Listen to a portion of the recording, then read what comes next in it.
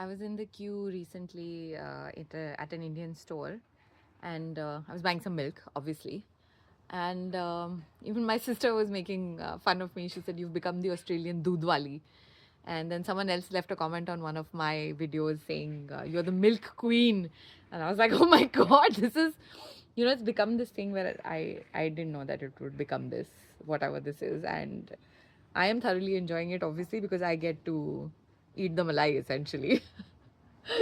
But yeah, going back to, I was at the store, and I literally had just two bottles of milk in my hand, and suddenly I heard from over my shoulder someone saying, "Oh, you're the one who does those videos."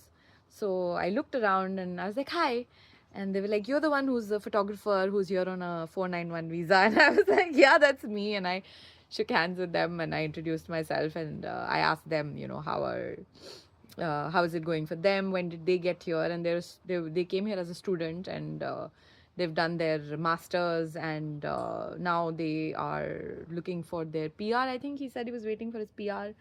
And he came here in 2020, and I was like, oh my God, that was like during COVID, and it must have been intense.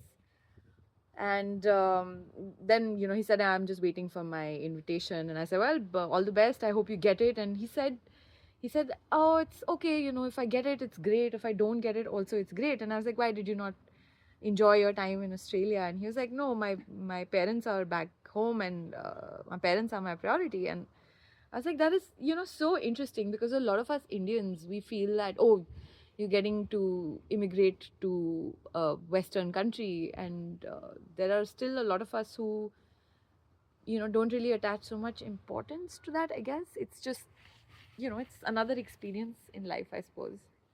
So that was an interesting conversation, and it was also really fun to be kind of recognized like that.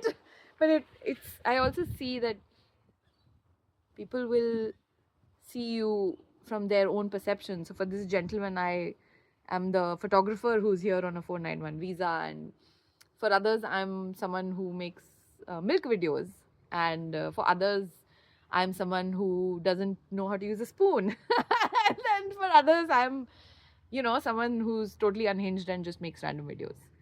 And it's so fun being all those things put into one. And then I have my own associations with my own identity. And I don't really know why I made this video. I guess I also wanted to try to see what it looks like when I am making a video and not looking in the camera. Because I had an experience recently where I was doing something else while recording a video, and that felt so much more natural than when I look into the camera and make a video.